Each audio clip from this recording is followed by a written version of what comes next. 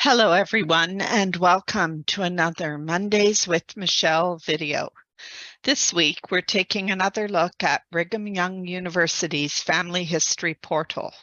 Our focus, the Center for Family History and Genealogy, the History Department, and the Brigham Young University Library web pages. We'll cover a wide variety of resources, including free courses, Zoom-based consultations, and a useful research tool, the Family History Guide. Let's get started.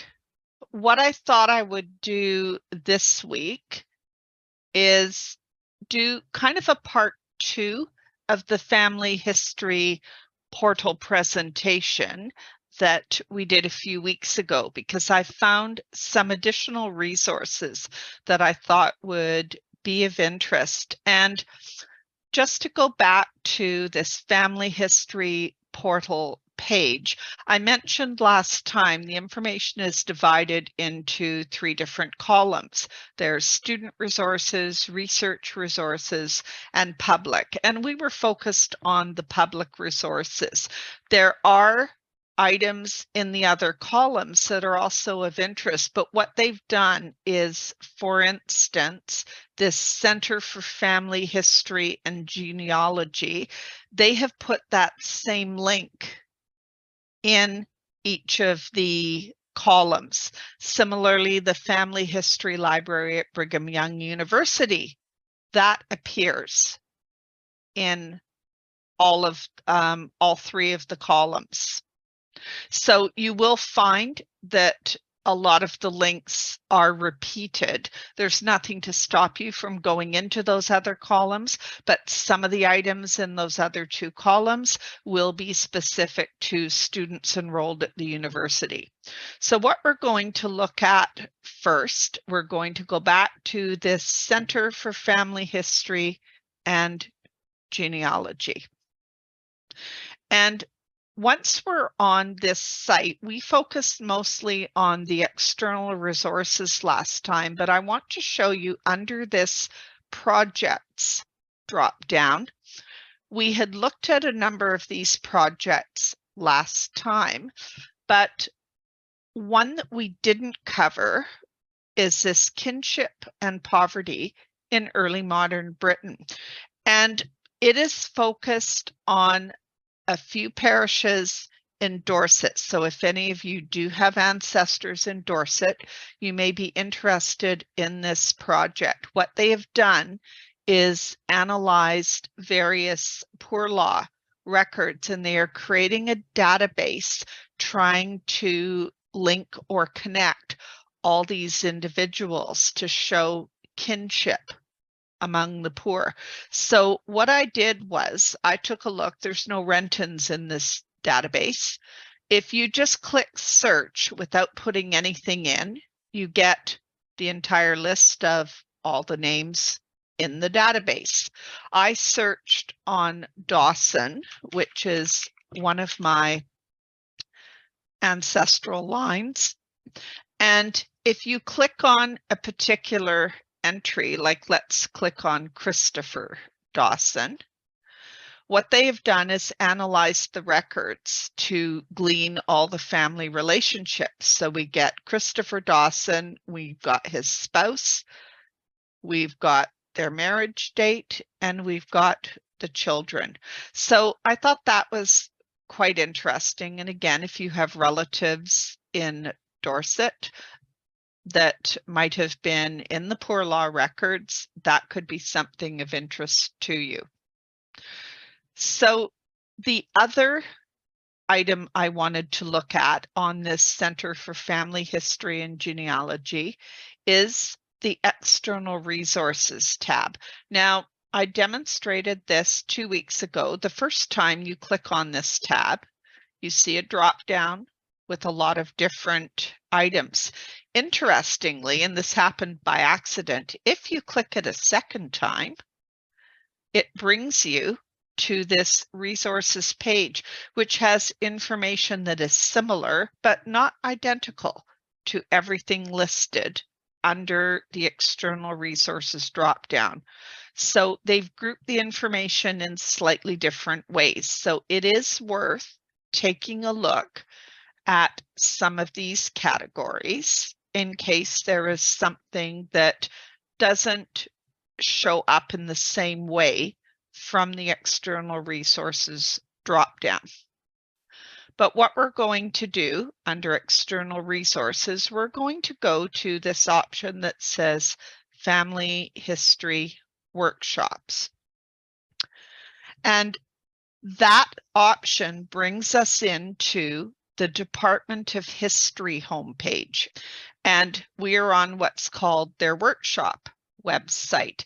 What I found interesting was if we look at research resources and select research sites and then scroll down, there are links to a lot of familiar looking resources. And there's our Center for Family History and Genealogy external resources. That's where we just were. But there is something called the Family History Guide. And that's what I want us to look at, this item right here. This is a fabulous resource that I hadn't stumbled across before. It's well hidden. It seems to be linked just through the Brigham Young University website. So you come to this homepage for the resource, and there are some videos that explain how to use this resource. I just clicked here to get started. The way this is set up, you have this menu structure at the top. And if we look at the intro menu, there's all kinds of topics. I'm going to bring up Features Help. So this is like their online help page. So this page explains how to use the top menu, how to search submenus, other links. So it gives you a good overview of how to navigate this particular family history guide. And the idea is that you choose topics from this top menu, and it gives you some guided research hints. So for example, if we go into Ancestry, let's say I want to find out some information on research. The way it works is you get a sub menu with, they call them goals for all these different topics. Let's say I want to look at develop search skills, this goal 8. I click on it. I have all this information specific to that topic. I can watch little videos that show me how to use the internet to search like a pro. It'll tell me how to do effective Google searches. The genealogist Google search methodology. There are documents here, links to different documents. So I found that was really, really useful. And what I did was I went up here to countries. I clicked England. And down at the bottom of the page here, you see we have a list of all the counties. So I clicked on Yorkshire. So now I'm in the specific area for Yorkshire. And if I go back up to the top, I looked at this probate, land, and court section. And I scrolled down and I noticed there was this entry saying explore deeds by surname on the family deeds site. And that wasn't a website I was familiar with. So I thought, okay, let's see what that's all about. And it's listing documents available by place, but they do have a name index.